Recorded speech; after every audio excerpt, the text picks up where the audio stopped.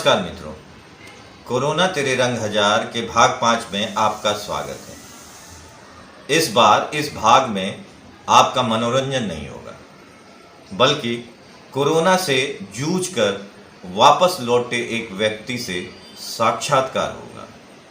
विश्व छाया क्रिएशंस के लिए उन्होंने एक्सक्लूसिवली अपना संदेश इस प्रोग्राम के द्वारा हमसे साझा किया है। तो आइए देखते और सुनते हैं उनका अनुभव।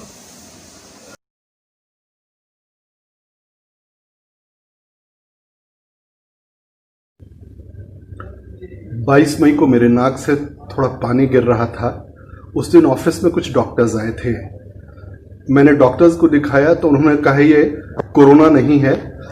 उन्होंने मेरा टेस्ट नहीं करवाया और केवल नाक से जो पानी बह रहा था उसकी दवा दी।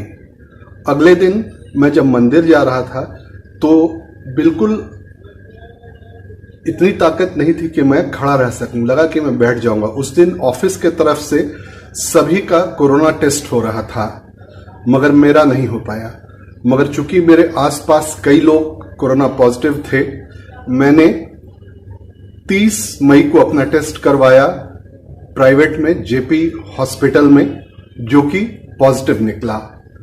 जब पॉजिटिव निकला तो वहीं एम्बुलेंस आई और मुझे लेकर सेक्टर 30 के जो चाइल्ड पीजीआई हॉस्पिटल है वहां ले आई।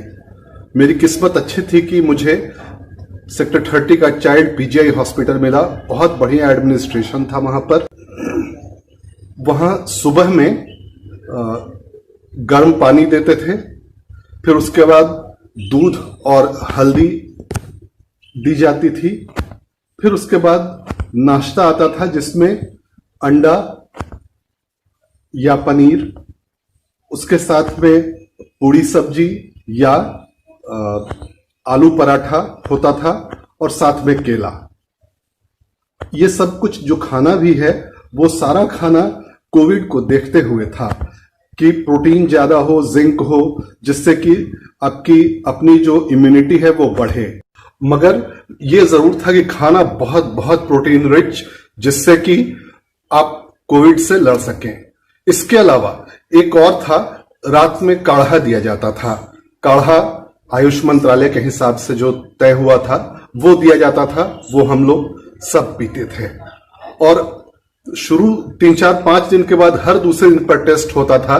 जैसे मेरा पहला टेस्ट तो 30 मई को पॉजिटिव आया, फिर 5 और 7 को भी पॉजिटिव आया वहां। उसके बाद 10 को हुआ टेस्ट जिसका 11 को रिजल्ट आया नेगेटिव, और 12 को मुझे अस्पताल से छुट्टी मिल गई। ये तो डेली रूटीन रहा। और खाना, दवा में बेसिक जो दवा था वो हाइड्रोक्सी क्लोरोक्विन था। फर्स्ट डे 2 दवा सुबह, फिर 2 दवा शाम, और उसके बाद 4 दिन और 1 सुबह 1 शाम। इस तरह से 12 हाइड्रोक्सी क्लोरोक्विन, फिर सुबह शाम विटामिन सी की गोली, सुबह शाम विटामिन डी कम्प्लेक्स। और चूंकि मुझे थोड़ा सा लूज मोशन और कुछ लगता है कि पैरासाइट का कोई ये था, तो नॉर्फ्लॉक्स और 1-2 दवा अलग से दी जाती थी। और सुबह सुबह गैस के लिए एक दवा भूखे पेट खाना होता था। तो मुख्य तौर पर ये सारी दवाएं थीं। और इसके अलावा जिसमें जो सिम्टम है, जैसे मैं एसिम्प्टोमेटिक था, मेरे में कोई सिम्टम नहीं था, न बुखार था, न खांसी, न सर्दी, कुछ भी नहीं। तो मेरे केस में जनरल इलाज चला और बीच बीच में जो कॉम्प्लिकेशन हुए उसके हिसाब से दवा दी गई। एक यहां जहां मैं था पीजीआई सेक्टर 30 चाइल्ड पीजीआई, वहां पर वो लोग साथ साथ रिसर्च भी कर रहे थे कि आगे जो लोग आए उनके लिए कैसे, किसका ख्याल कैसे रखें। तो उसमें एक ब्लड ग्रुप जरूर ध्यान दिया गया। ये देखा गया कि जिनका ब्लड ग्रुप ए है, ब्लड ग्रुप ए होने पर कोविड का असर ज्यादा होता है। उनको थोड़ा भी हो तो तुरंत सावधानी बरतनी चाहिए। उनको तुरंत टेस्ट करवा के ऐसे जगह, घर पे कम से कम रह के ऐसे जगह जाना चाहिए जहां वेंटिलेटर से लेकर हर सुविधा हो।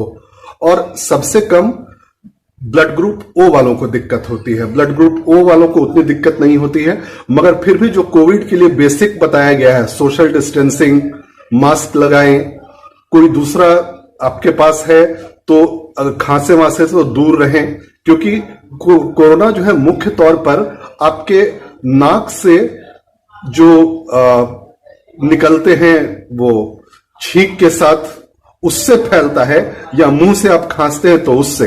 इसीलिए टेस्टिंग के वक्त भी 2 टेस्ट होता है हर बार। एक नाक में एक तीली जैसी चीज डाली जाती है और वहां से आपका स्वैब लेते हैं, दूसरा जीभ के पास से आपका स्वैब लेते हैं, या ये ऊपर वाले अंदर में ओठ के पीछे से ऊपर से लेते हैं। तो ये नाक और ये जब दोनों नेगेटिव हो जाता है उसमें, तब जाके आपको छोड़ा जाता है। जो भी लोग बचपन से हल्दी, जिंजर यानी अदरक या उस टाइप का खाना खाते रहे हैं जिसमें हमेशा ये चीजें रही हों, उनकी इम्यूनिटी बेटर होगी, वो ज्यादा बढ़िया से कोप अप करेंगे। जो आज का जनरेशन है जो पिज्जा और उस पास्ता इस तरह की चीजें खाता है जिसमें कि हल्दी, जिंजर ये सब चीजें नहीं हो, उनमें वैसे लोगों में कोविड असर डाल सकता है। तो जहां तक हो सके हम पुराने जो हमारी परंपरा है, पारंपरिक खाने की ओर लौटे तो बेहतर होगा। 3-4 बार गर्म पानी पिए। मुझे चूंकि बिल्कुल शुरुआत में ही कोरोना हो गया, तो अभी उतनी भीड़ बढ़ी नहीं है।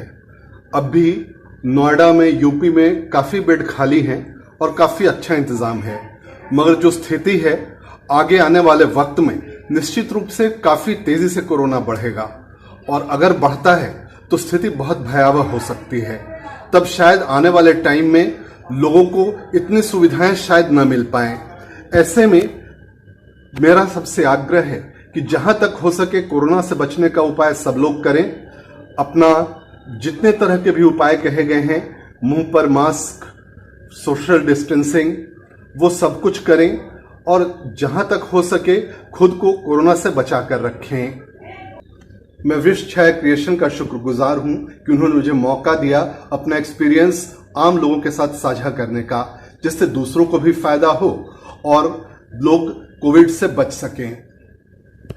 मित्रों, पुष्कर सिन्हा जी ने जो संदेश आपको दिया है उसका पालन सख्ती के साथ करें। कई जगह से मुझे ये खबर आ रही है कि कोरोना से जूझकर वापस लौटे लोगों के साथ बुरा बर्ताव किया जा रहा है, उनका तिरस्कार किया जा रहा है। बड़े दुख की बात है।